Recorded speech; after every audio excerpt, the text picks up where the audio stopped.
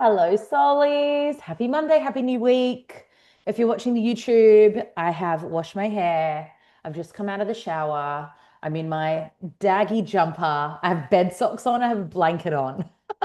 It's cold. And I was in Sydney this weekend and I expected it to be a lot colder than up here. But I tell you what, I think it's colder here right now. It's weird. Anyway, happy Monday, Solies. Oh, I think, am I speaking too soon? I think I can breathe a sigh, an exhale after last week. Last week was what?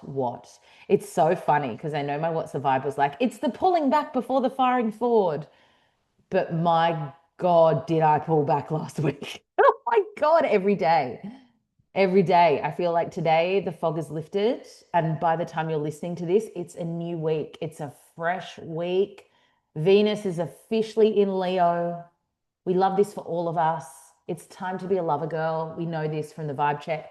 I'm going to talk about my week last week and what the heck went down. And the my intention with this, I was going to say this reading, this episode is to unpack my own journey with healing, like from when it very first started. Like, what got me into personal development and healing work? What made me realize I was a psychic? Like, where did I even, because this was never the plan, as I'm sure most of you know this. Like, I was never in high school going, I'm going to leave school and become a psychic and talk about spirituality. Gosh, no. So, I'm going to give you guys a whole lot of context this episode and circling back to where I've currently landed, which is I want to go on a healing hiatus. And if anything, the last week that I've just experienced has just further confirmed that for me. Not that I needed confirmation, because you remember, if you listen to last week's episode, I was well and truly done. I was like, okay, I'm pausing on the homeopathics. I'll finish my EFT with Erin, of which I have one more session this week. And then I'm going to just pull up stops and go live my life. Like I'd already made that decision, but I feel like I had to navigate the pieces of the puzzle last week to really solidify and almost, I guess, become embodied in that decision. It's one thing to talk the talk, another thing to back yourself and actually walk the walk. And last week started off, it actually was every single day there was a thing. And it actually started off with me and Trenny having an argument. And I'm not going to get into the specifics of that because I have to think of his privacy as well as my own, as much as I want to like give you guys all the details. It wasn't even like Tren and I rarely have conflict, which I'm not even going to say is necessarily a good thing. I think all, especially if you've been with someone for 18 years, you are going to have conflict. And I think, well, for us at least, there's the one half of the relationship, you guys can do the math. One half of the relationship is incredibly communicative and likes to speak everything out all the time. And the other half doesn't communicate and hasn't been modeled how to. And that has always been our thing in our dynamic, because let's be real, all relationships, romantic, friendship, parent to child, there's tension points. If you're not having tension points, you're not in a relationship, as far as I'm concerned. And so the tension points that we come up against usually are something to do with a communication breakdown. And that's what happened to start the week last week. Actually, when I jumped off recording Soul Talk, and then there was a Sunday night communication breakdown, which filtered into Monday, Tuesday.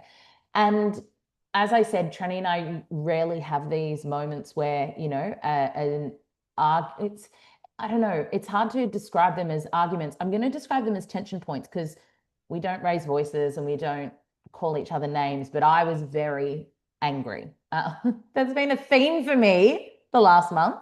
And all of this suppressed anger that I had held in a dynamic in our relationship around communication came up and out. And usually I can move that pretty quickly. And I found it really difficult. And it was very confusing because this was happening when everyone was talking about the Jupiter Venus conjunction.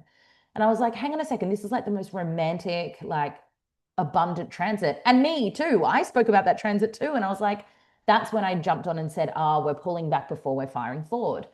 And in my own personal experience, it was, okay, this is a deepening of my relationship and what I value in romantic relationship, in romantic partnership. And Tren and I did have to have those conversations last week around, this is what I value, this is what I choose. And if you can't meet me there, we need to have other conversations because I'm actually not going to compromise on this value anymore. And so, they're uncomfortable conversations, but I can see perspective now shows me that it's a necessary conversation to have if you're ever wanting to deepen a partnership with somebody. And yeah, it's been, when you have a tension point with a partner and then you're just kind of in the clunky zone for a bit. We're still a little bit in the clunky zone. But we're friends. But that was kind of how the week started. And so when I finished recording last week's What's the Vibe, you'll know that I said, I'm going off to my body work because it's moving over my first house, and first house is the body. And I was like so smug. I was so proud of myself. I took myself off for 2 hours with Asha while my little girl was with the nanny. It was perfect. I had, still frustration toward Trenny. I was like, we'll move some of that. And then I just want rest. I just want to get into my body. So the first 90 minutes of this 2 hour body work was beautiful. I was resting. I was like dozing in and out. I was like having just beautiful physical sensations. And then you start face down on the table and then you turn around, face up. And I started to feel these waves of nausea intensely. And you guys know me with vomit, okay? Keep that in the back of your minds while I tell this story. And the only way I can describe them as, and it's such a weird way to describe them, but it felt shamanic. It felt like, I'm imagining, I've never done a medicine journey like an ayahuasca, but I know in an ayahuasca ceremony, or even like if you were to do a San Pedro, I've not done that either, but I know that purging is often part of it. And the purge is, something that's encouraged, and you have to ride the waves, surrender to the waves to move the energy that wants to be purged out. It's a necessary part of the healing. And I was on this bodywork table going through what I can only imagine would be similar motions, where a wave of nausea would come, and I was like, oh, if I really went with this, I could be vomiting everywhere. And so you can imagine, I'm having a massage. I'm getting massaged. I'm like, why? No, no, no, no, no. And I'm telling you, I fought these waves for 20 to 30 minutes on the massage table. And to the point where I was sounding to try and help. When I had my little girl, her labor was 47 hours posterior labor. I projectile vomited the whole time from the pain.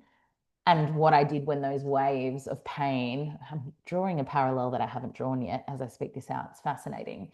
But to move through those labor pains or that labor nausea, I would sound. And as anyone who's birthed knows, when you sound, you open your cervix, the throat and the cervix are connected. And so that's encouraged in labor. And so I was actually making those noises on the massage table with Asher. I would feel the wave come and I'd go, ooh, and I'd like bear down and it was weird. It was like I was really going through this shamanic nausea process to the point that I got up off the table at the end. I said, sorry, Asha, I just need to go to the bathroom. I don't know what's going to happen. And you guys also know I have had things expel from me in Asha's session. So I'm like, what is happening? And then I started to spiral, and then I was anxious. I didn't tell you guys the precursor to this is I did go to the shop to get some chips before the Asha session because I hadn't had lunch yet. It was at an awkward time. And this was Venus Jupiter, like at the time. And the 80-year-old man, oh, he's not that old. He probably is in his 60s. Not that his age matters, but the man that served me said, here you go, pretty face. And I was like, oh my God, it's Venus in my first house. No one's ever called me pretty face before. So that felt like a win. And then I went and had the massage and I was like, no, no, no, the wins are not winning. So waves, these nauseated waves. And so when I was managing to sit down with Ash, because she pulls you cards at the end of the session, majority of the cards were around mine and Trent's tension point. There was the card of communication. There was the card of mirrors, of teachers, of love, it was very, very clear that this was just a necessary dynamic shift we were moving through. But as she was speaking it out, I couldn't even pay attention because I was still fighting these nauseated waves. And I said to her, like, did you get anything with the nausea? She's like, the only thing I got was, and Ash is a reflector, so she becomes your energy in the sessions. She's like, I got those waves too. And it felt like the presence of the old house. And I hadn't told her anything about the old house. I mean, she might have listened to this episode, but these episodes. But other than that, she was like, I felt the nausea and it felt connected to actually that. I don't know if you guys remember the spirit of the girl who kept trying to come and protect me and warn me, but she was like scary. And she's the spirit that I saw when I was in the caravan. Yeah, she hasn't shown up in years. She showed up in that session. And Ash didn't want to tell me. And then I was like, what's the nausea about? And she's like, I think it's connected to the old house. So that set me into a spiral. And she said, look, Ash is great. She muscle tested. She's like, I actually think it's connected to your blood sugar levels. And I'm like, well, that makes sense. I didn't have lunch. I'm just going to get to the car safely and see if I can go into Santos and get myself a banana or something and then drive home because the drive home is about half an hour. I get in the car, guys, and I'm shaking. And I'm just like so upset as well because I feel like I have had some physically challenging weeks the last few weeks. It feels like constant sickness. And since getting back from Fiji, really, and even before that, when we had to cancel Easter because I was sick, I've just been sick a lot this year. And I'm not, as I know I've said this before, I'm not someone who picks up bugs. I'm not someone who just, and I just felt really victimy. And I was like, oh, this is cancer. Like this is me in my Cancerian. And I've cancer rules my first house. So I've got it in me. And I was being very, very victimy. I was like, why is this happening to me? Why can't I catch a break? I couldn't even have a nice massage without it becoming some shamanic thing. Like, it's not like I'm trying to be this extra sensitive healing girl. It's just like, I can't even, honestly, on that day, I was like, I can't even do a nice thing for myself without it at the moment being this like deep wound I have to look at. And I'm exhausted by it. I'm frustrated by it. It's not what I'm actively choosing. So why is it coming up? And I was in such a state where I didn't trust that I'd be able to walk to the shop to get myself something to eat. And it just so happened that Trenny was around the corner finishing a job off. So he brought me some honey. I'm not kidding, guys. Of all the things, Venus, Jupiter, in that moment, Venus, honey. He brought me a pot of honey for me to get my sugar levels up. And I was dipping my finger in the honey pot and literally licking the honey off my, it was the most erotic, bloody Venus move of my life. Not intended, but that was to get my sugar levels up to get home. And it did seem to help. It was crazy. Got in the bath. And that's when I actually went on Instagram. I was like, I need something that is completely just dissociative because I've had it with sitting in the shit right now. I'm not choosing to do this. So why am I continuing to find myself here?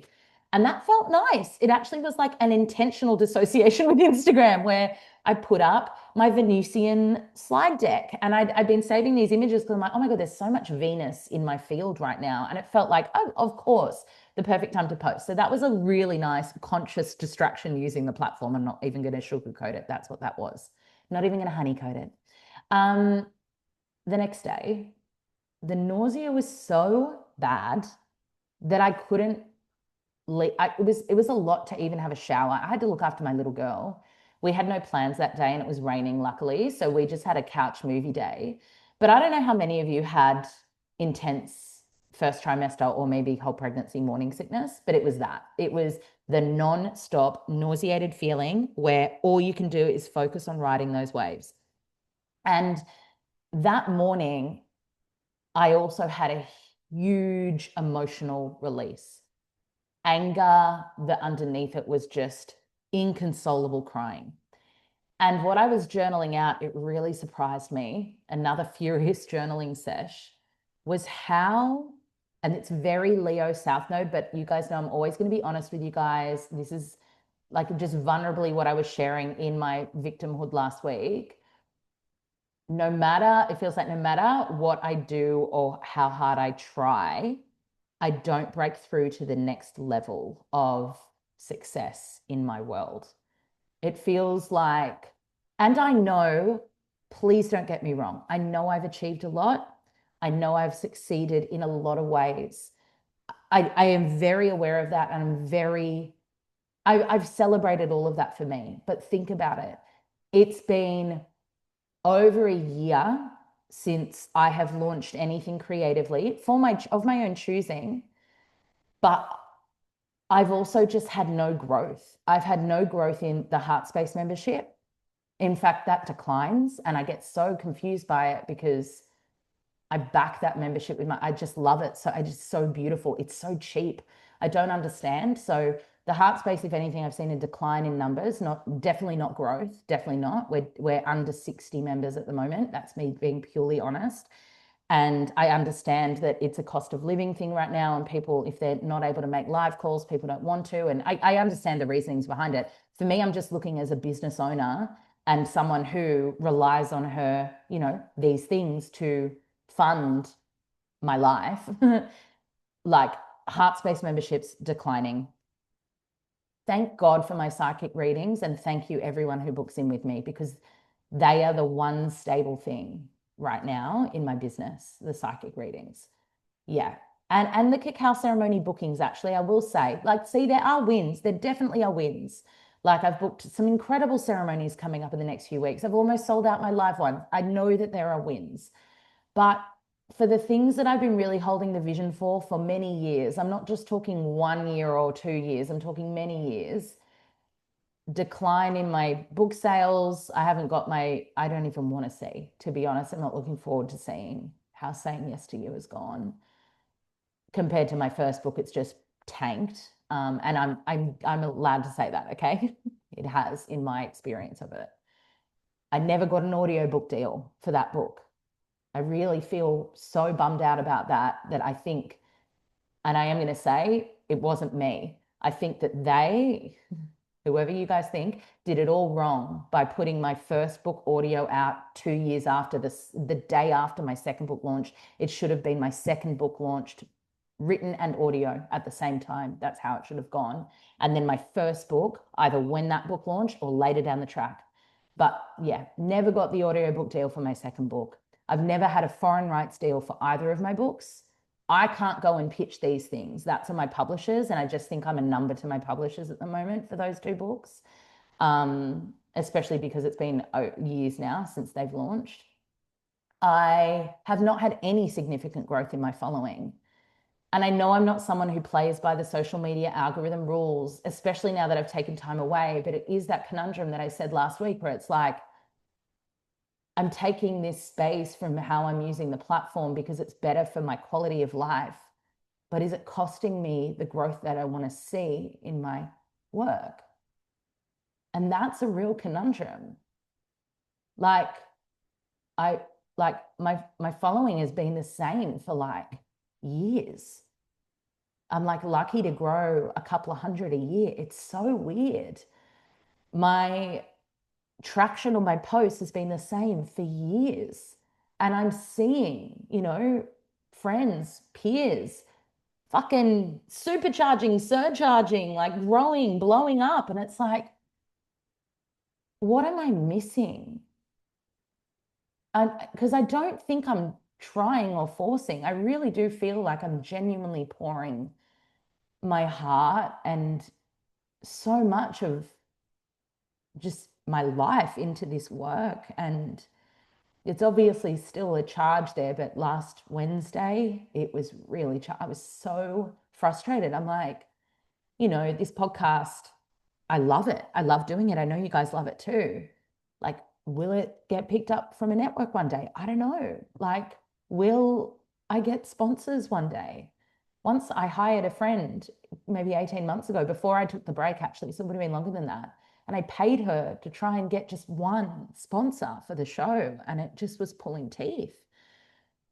So I felt really disheartened when everyone was like, the most abundant day of the year. I was like, I feel like shit. And it was so much emotion, very Cancerian, I can see, very victimy.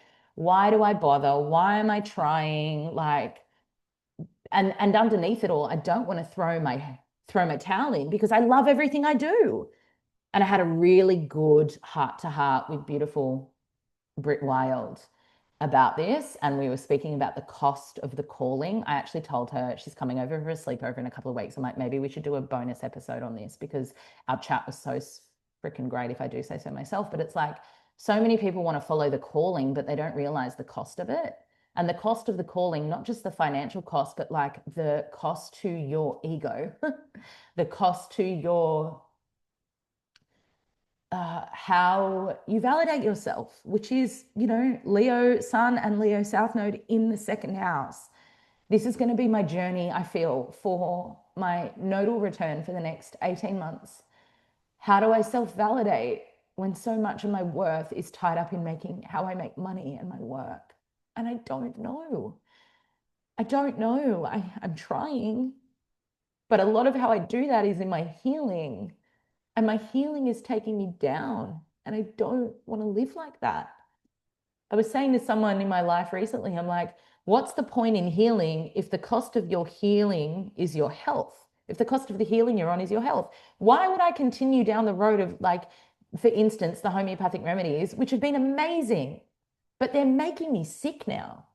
And it's not the remedy themselves, but well, it is. It's what it's activating in me, which is cool because it's quantum medicine and all that. But do I need to be doing that level of healing if it's going to be making me cancel client appointments, which I never done in my life until this year? And it's been like multiple weekends because I've been so sick, because the remedy's activated something in me that wants to move through. I'm done. It's exhausting. And then it takes the shine away from my life. And like a few weeks ago, as I said, I was writing my journal, I want for nothing, everything's amazing. And then boom, boom, boom, down I went this past week. First, I had the sinus stuff with the remedy that my little girl has been prescribed. And now this whole remedy, this whole week, guys, the nausea. Today's the first day since Tuesday. Sorry.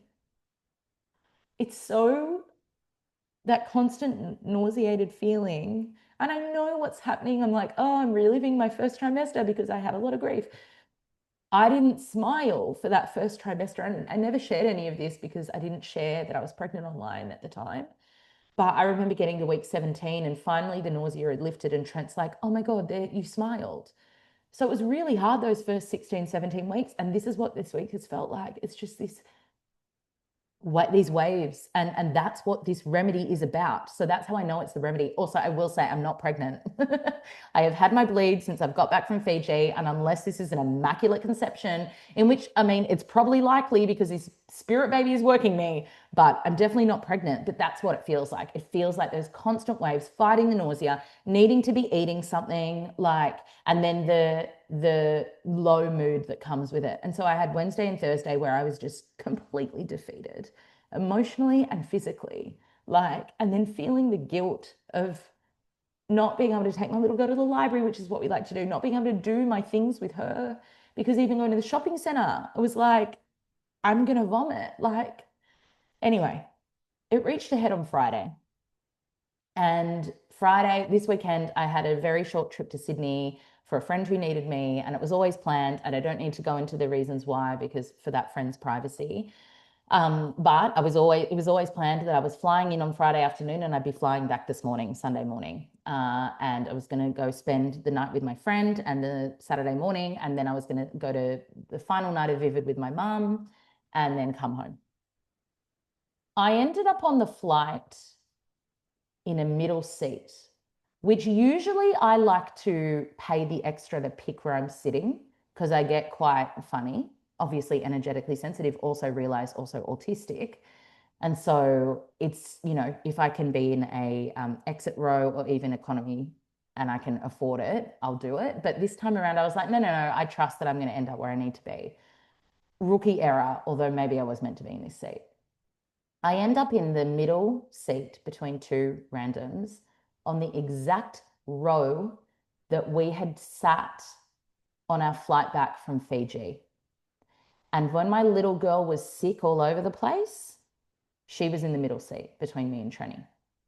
And I hadn't joined those dots when I sat down. I felt fine. The nausea had actually kind of wasn't that intense that morning. So I was like, no, I feel good.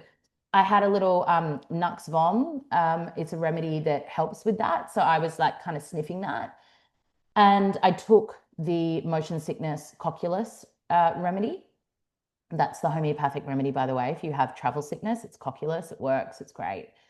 It doesn't get rid of it though, but it just like usually settles things. And then I put my headphones on, my noise cancelling headphones. And what I like to do when you fly from Ballina to Sydney, it's the perfect length for a Dr. Joe Medi. So that's what I did. Put my headphones on, Dr. Joe Medi. I reckon maybe 15 minutes max into the flight, the waves started of, oh my God, I'm going to be sick. Oh my God, I'm going to be sick. Oh my God, I'm going to vomit. I'm going to do exactly what my little girl did, except I'm sitting between two strangers here and we're all adults and we have a little room. And then I was getting claustrophobic and I was like, no, just focus on the Dr. Joe, focus on Dr. Joe. Then the turbulence started and I was like, oh my God, guys, I'm sure it's been hundreds of flights in my life. I'm a seasoned traveler of all lengths. I have never, ever, ever had motion sickness in my life on any mode of transport. I think I got boat sick once. I didn't vomit, but like once on the Great Barrier Reef one time, but like never plane sick, never car sick. Got proper to the point where I was scouting where the vomit bag was. And I had to, if I again lent into it, I would have vomited everywhere. When I got off that flight, I mean, I couldn't have gotten off quicker. I don't know how I held it together. Actually, the waves were building intensely with the Dr. Joe music. And something in me said, change it to no, I can't. Just listen to some music that's nothing to do with healing. And that helped. It didn't get rid of it entirely, but it really helped. And in that moment, I went, right, the healing is amplifying this feeling in me. The Dr. Joe Medi, the body work, the whatever it is, that's actually really activating this sense of, because also obviously healing wants me to heal. So it's going, Holly, basically what's happening, this is what the remedy that my daughter is on, which she's not on right now because you can understand why, right? It's about suppressed grief that we've swallowed down, and the nausea is trying to bring it up again. That's what this remedy is about. Keep in mind, guys, I have not taken the remedy. I've not even sniffed it. Okay? But it has had its entire way with me. I feel completely violated by this remedy. I truly do. I feel completely violated. Oh my God, it makes me cry. It sounds like it, I was saying that lightheartedly, but I do.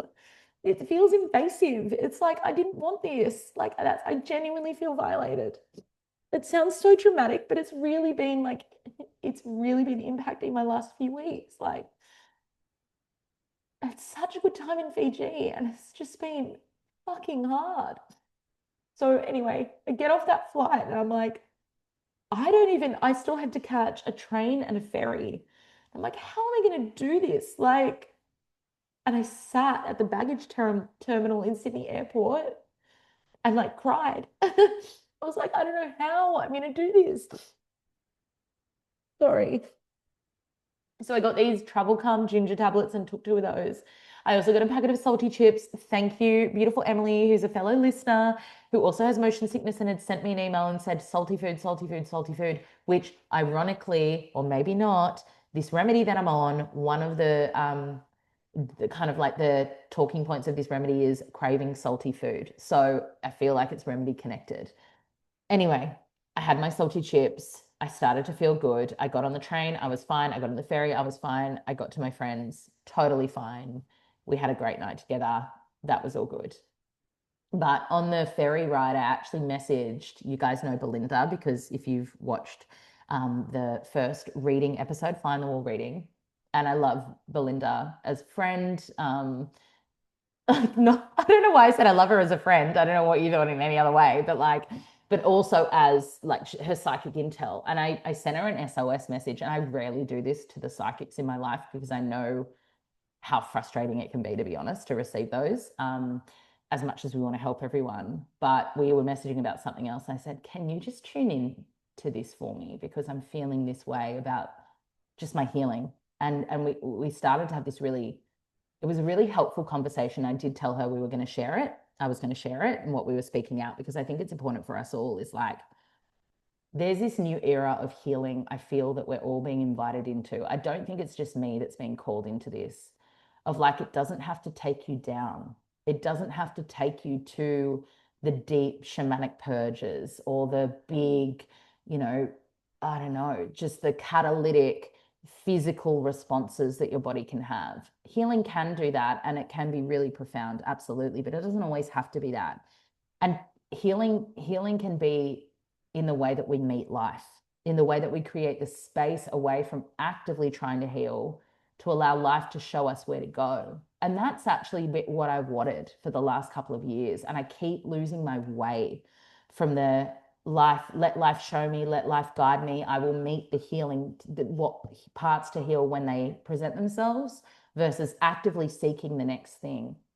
And I don't know that I've actively gone out and gone, I want to work on this next, I want to work on this next. It's just kind of happened that, the remedies have rolled into one another. And, Erin and I decided to work with each other at the same time. And it wasn't like I was sitting there going, what's next for me to work on? I want to bare knuckle through life. And I think that's why I've been really rattled by the last couple of weeks, is because life has been great. I've not been sitting here going, I need more, I want more, I need to fix this. I have no area in my life I can hand on heart say, other than my own relationship with healing right now, I have no area in my life that's like a big wound that I need to look at. I don't. Not an active one. We seek out these healing modalities. For me, the very first time was when I was working a job that felt so soul destroying and I did not know what to do. And I was so lost and I had no idea where to turn. That was my first foray into healing. I was working corporate, I was in the city, I was adrenally burned out. And I was like, where to from here? I know it's not this, but I don't know where. And that's when I started going to Melissa Ambrosini's goddess groups in the city. Shout out if you also went to them. And that's when I was high achiever girl. And I went, it's not enough for me to show up to these every week. I'm going to put my hand up and volunteer and be a volunteer at these events. And, I share the story. Maybe it was on a former podcast. I'm not sure where it was, but it was between me and one other woman to actually be hired by Melissa. And I thought that was my out from corporate. I thought, oh my God, I'm going to be hired by Mel. And that like felt like this perfect synchronistic thing. And it was down to me and one other girl, and the other girl got it. And it was like this kick in the guts where I'm like, wait, what, that just made perfect sense for me. And so therein lay where I found kinesiology. And I was like, what is this energy practice? What is my body storing emotions for? This was all while I was still in corporate, right? I think I must have been 25 or 26, maybe around that time. So I was in a real dark night of the soul when I actively sought out modalities to help me. And they did. And teachers to help me, and self-help books to help me. That was when I was reading, Rebecca Campbell's books. Like, this was all around that time. It's when I, started eating gluten-free and was buying Lola Berry's cookbooks. And I remember going to one of Lola Berry's book launches at Dimmicks in the city on my lunch break from corporate and lining up to get my book signed. And then a few years later, I was invited as a guest to her launch. This is where it started for me. Was I was so adrenally burned out, taking naps on my meeting room floor, working corporate on York Street. We drove past it last night, actually, me and my mum. I was like, that is such another life. But my soul was broken and lost, and I lent on these modalities to help me, right?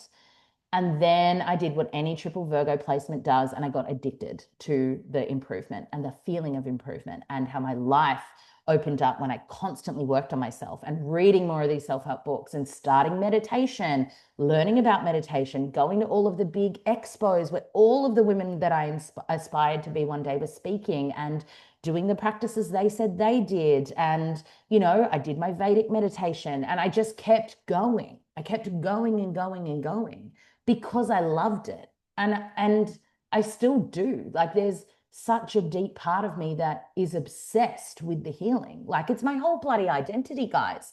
It's my podcast show. It's my work. It's what I do now in the world. All of this. Well, I studied wellness coaching when I was still in corporate because I went, well, that could be a good little segue. And then I was made redundant at the same week that I got my wellness coaching certificate, at the same week that my grandfather passed away. It was very 3-5 human design of me. So that's kind of the context of where the healing began. I also actually, before that, when my dad was diagnosed with cancer the first time, I was working corporate. So it was around all this same time, I reckon 23 to 26. And that's when I started looking at physical well-being. I saw a naturopath. I started to get live blood analysis. I did my first juice cleanse. I went all in on all of that. I went gluten-free. I started my Instagram blog, Cooking with Coconut. Everything was homemade, I was just making up recipes of like healthy treats. Like, remember that era where it was all Belle Gibson vibes? Yeah, that. I was obsessed with her. Oh my God. Before, obviously, we realized it was all a sham, but I was drinking the Kool-Aid. Okay. I was fully in. Because a part of life did open up for me in when I was in that sphere of consuming this wellness content. I started to look after myself. I started to feel better. I started meditating. I wasn't having panic attacks anymore. I started working for Depths of Beauty. I learned about natural beauty products. I started, I went off the pill. I was getting my regular blood tests. I was taking my supplements. It was this time where I was all in because I loved how I felt. It was making me feel good. And some of it isn't making me feel good anymore. Not the baseline foundational things, by the way. I'm talking the constant need to go deep. That's the challenge for me because I have a system that is so responsive to any kind of energetic healing, it can't help but go deep. But coming back to what Belinda and I's conversation was about, this metaphor came through around when you've been through some sort of traumatic event in your life, and we often see this, portrayed in film, when someone who's been harmed in some way takes themselves to the shower and tries to scrub themselves. This is what came through for Belinda. I'm not taking credit for this, but it was a beautiful analogy. They try and scrub themselves of the trauma. They try and scrub themselves of the incident. And then they make their skin red and raw and they start to bleed. And it doesn't matter how hard you scrub, you're actually making it worse, not better. That's where I am. I don't want to scrub so hard anymore. And that's not me saying I'm never healing again and I'm joining a church. That's not what this is, guys. Don't worry. I'm just not going to actively seek out the next wound I need to pick at. That's actually another analogy that's coming through. They're very grotesque in imagery, but a scab healing over a wound, and then we just pick at it, and then there's a whole new wound that's created. And then if we stopped picking at it, actually maybe scar tissue wouldn't have formed and it would have actually been a really clean heal. I think I've just been picking at a few too many wounds. I think I've just been going in at a cost to myself. Just because you can doesn't mean you should. So this season that I am stepping into is this intentional season of less healing, more, I want to say more feeling.